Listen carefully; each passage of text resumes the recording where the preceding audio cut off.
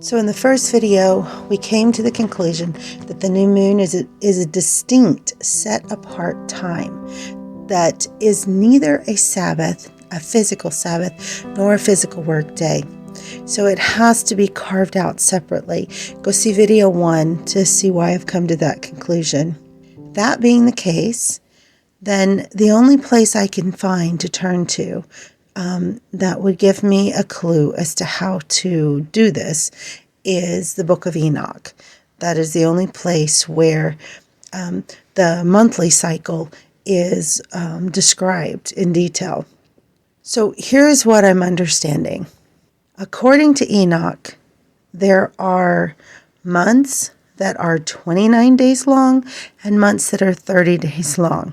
Enoch goes through and he does a good detailed description of what a 29-day cycle looks like. That is going to be found in chapter 78, verse 4.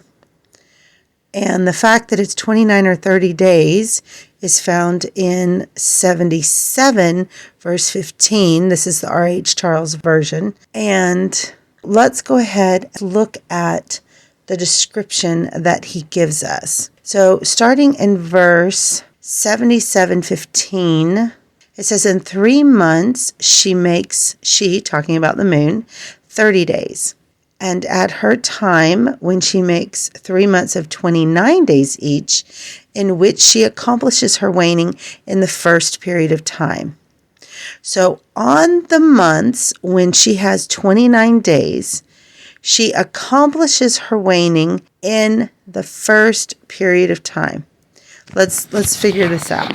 This process is further described in chapter 78, verse 4, where it says, her first phase in the east comes forth on the 30th morning, and on that day she becomes visible and constitutes for you the first phase of the moon on the 30th day, together with the sun in the portal where the sun rises. Okay, let's break this language down. First of all, it's talking about the first phase of her light coming on her in the 30th morning. But this is a 29-day cycle that it's talking about. So why do we have a 30th day? As I was pondering this, what popped into my mind was the musical cycle, the cycle of notes. And I thought, oh yeah, that's right. Notes are based on a system called an octave. An octave is 8 notes. But within that system, there are only 7 distinct notes, just like with the 29-day cycle. There are 29 days in which the moon begins to receive her light and completely empties herself, and then begins to receive her light again. So you have the 29 distinct days, and then the 30th day is like a capstone. It is a repeat of the first day, just like with the musical cycle. So one of the ways that you can describe the musical cycle is using what's called solfege. Do, re, mi, fa, sol, la, ti, do. So you have the 7 distinct notes. Do, re, mi, fa, sol, la, ti. Those are the distinct notes. But then you put the capstone on it. Do, re, mi, fa, sol, la, ti, do. Do. Those do's are the same notes, just at a higher frequency, but they're the same notes. So the do is the capstone. It's the repeating. So do is both the first note in the pattern and it's the 8th, the octave, just like what's being described here. So you have days, the first day that the first day that the light becomes visible in the moon, okay, is day 1. And that goes through day 29, which is the day that it loses its light completely.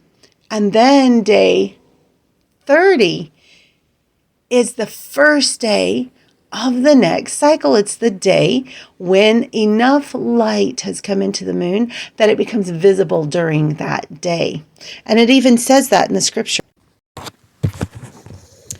I want to now compare two verses in two different chapters in the Book of Enoch, one in chapter 74 and one in chapter 77. Chapter 77:4, I've read to you already. Her first phase in the east comes forth on the 30th morning, and on that day she becomes visible and constitutes for you the first phase of the moon on the 30th day. Now, 77:12 says, and on the first day she is called the new moon, for in that day the light rises on her. So I think that by comparing these two verses, it can give us a really clear picture of what it is Enoch is trying to say. In a 29-day cycle, the new moon is, notice, from verse 4, chapter 74, okay, the new moon is the 30th day. From verse 12, the first day. From verse 4, on that day. From verse 12, in that day. From verse 4, becomes visible. Verse 12, the light rises on her. So it's really clear to see that we're talking about the same thing. It is the day when the moon becomes visible. And you notice that in verse 4, chapter 74, it is referred to as the 30th day. And verse 12 of chapter 77, it is referred to as the first day. Here I've created a calendar.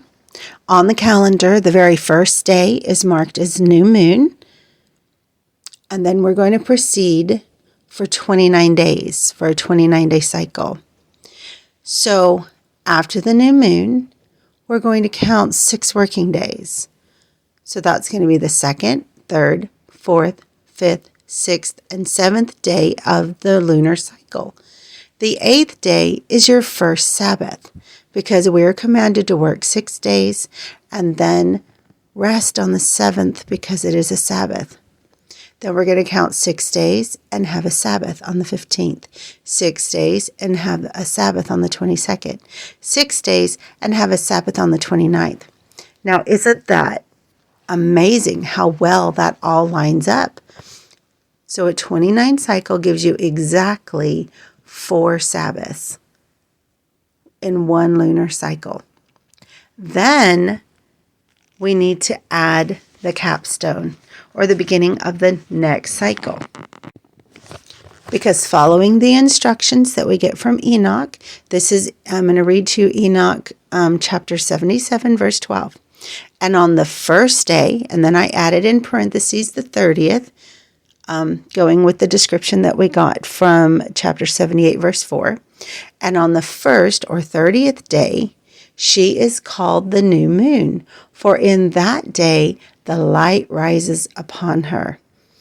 Remember, I said that is the day. That is what it says over here in 78 and verse 4. It says, and on that day she becomes visible and constitutes for you the first phase of the moon on the 30th day. Okay, so here we are. That's day 29. And then notice for day 30, it's actually day 1 of the next cycle, and I've labeled it new moon.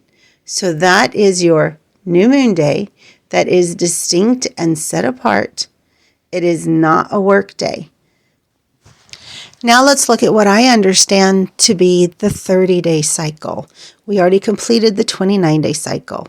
Now, if you'll look at the new calendar chart that I made that's on the right-hand bottom of your screen, you'll see that it starts with day 1 as the new moon, just like the 29-day cycle, and it goes forth for 29 days, completing the 4 Sabbaths. But instead of the 30th day being the day that the light rises upon her and thus she becomes visible, she doesn't become visible until what would be the 31st day, or in other words, the first day. That will become the first day of the next cycle. But I want you to see that the new moon, and it's really curious to me because in the scriptures, it's almost never referred to as new moon day.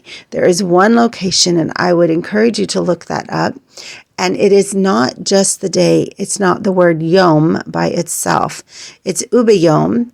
And if you look up in Strong's at the different ways that is translated, it is not translated clearly just as the word day, but rather as a time period. They, in some of the passages, it even translates to the word whenever. So, in this particular case, we have a period called the new moon. And it actually stretches not across one physical day, but across 2 physical days. That is the end of part 2.